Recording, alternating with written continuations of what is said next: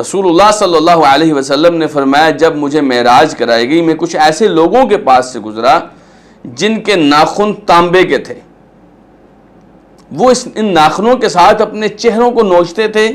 اپنے سینوں کو نوچتے تھے، ان کا گوشت نوچتے تھے، چھلنی کرتے تھے اپنے آپ کو۔ قلت من ہؤلاء یا جبریل، فرمایا میں نے کہا اے جبریل یہ کون لوگ ہیں؟ فقال ہؤلاء الذین یأکلون لحوم الناس ویقعون فی اعراضہم، جبریل نے بتایا یہ وہ لوگ ہیں جو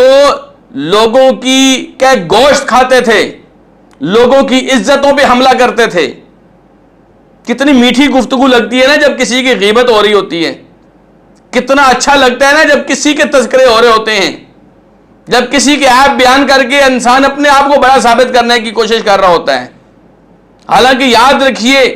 بڑا وہ ہوتا ہے جو اپنے بلبوتے پہ بڑا ہوتا ہے، کسی کو ذلیل کرا کے اپنی عزت بنانا کبھی بڑائی نہیں ہوتی۔ لیکن کتنی لمبی مجلسوں میں ہم مسلمانوں کی عزتوں کے ساتھ کھلواڑ کرتے ہیں، ان کی غیر موجودگی میں غیبتیں کرتے ہیں۔ اللہ تعالیٰ نے فرمایا نا اَيُحِبُّ أَحَدُكُمْ أَن يَأْكُلَ لَحْمَ أَخِيهِ مَيْتًا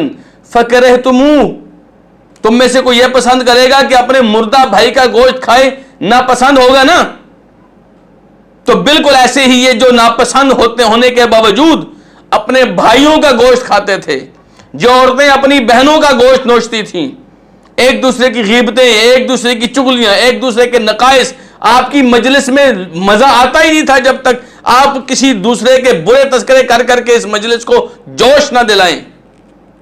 فرمایا ان کے تانبے کے ناخن ہوں گے اور اپنے چہرے پر نوچ نوچ کے اپنی بوٹیاں اتار رہے ہوں گے، اپنے سینے کو کھینچ کھینچ کے اپنے سینے کے اوپر سے جلد اتار رہے ہوں گے،